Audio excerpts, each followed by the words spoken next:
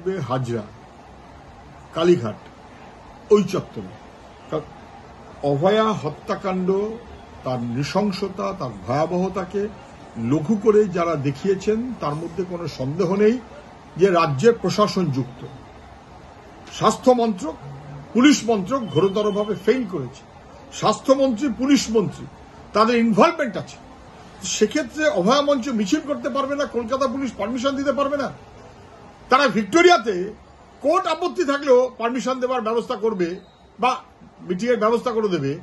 আর শেষমেশ কোর্টে যেতে হবে অভয়া মঞ্চকে, ওরা ঠিক করে দেবে কলকাতা পুলিশ যে মিছিল কোথায় হবে। কেন কালীঘাট চত্বর কি 144 ধারা করা আছে নাকি? কালীঘাট চত্বর কি রাজারানির জায়গা নাকি, রাজপুত্রের জায়গা নাকি যে সেখানে কেউ যেতে পারবে না? কলকাতা পুলিশ একদম রাজনৈতিক মনোভাবে চলছে, তার বিরুদ্ধে রুখে দাঁড়ানোর কোনো বিকল্প নেই, মিছিল হবে।